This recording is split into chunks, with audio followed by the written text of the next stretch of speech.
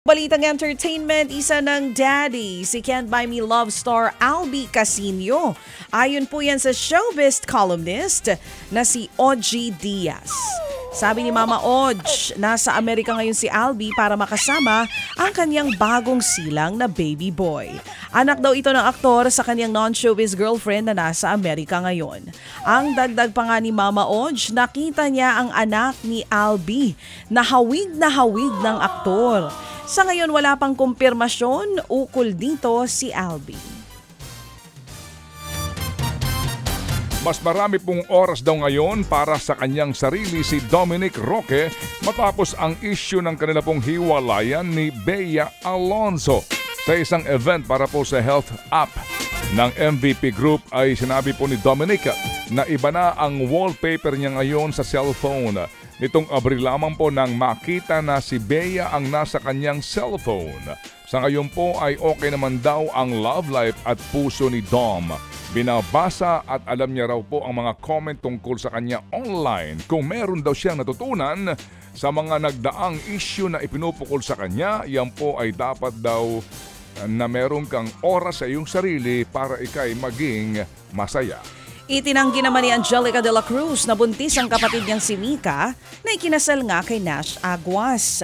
Ayon kay Angelica, hindi buntis ang kanyang kapatid. Pakiusap niya sa netizens, siguruhin munang totoo bago mag-post online. Ang biro pa nga ng aktres, sana nga raw totoo. Humirit pa siya kay Mika na sana raw baby girl ang anak niya dahil wala pa silang babae sa pamilya. Nitong Sabado, ikinasal ang Going Bulilit stars na sina Mika de la Cruz at Nash Aguas. Diyan mo talaga mapagtatanto na tayo baby ay may edad na dahil ang mga Going Bulilit stars ay isa-isay ng ikinakasal.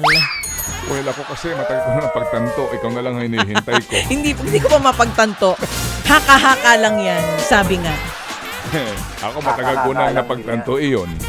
Ikaw lang ang hinihintay ko. Oo. Yung sinasabi nga... Hindi yan totoo. Haka-haka lang yan. Yung acceptance. Ang hirap tanggapin ang katotohanan. Binuksan na po ng OPM band na Ben & Ben ang kanila pong concept store na Liwanag House.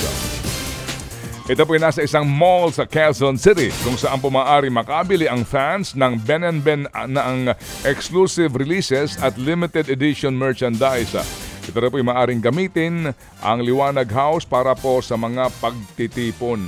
Gusto raw po ng Ben & Ben na maging lugar ito kung saan mararamdaman po ng fans na pinahalagahan at sila'y tinatanggap. Lalaban ako!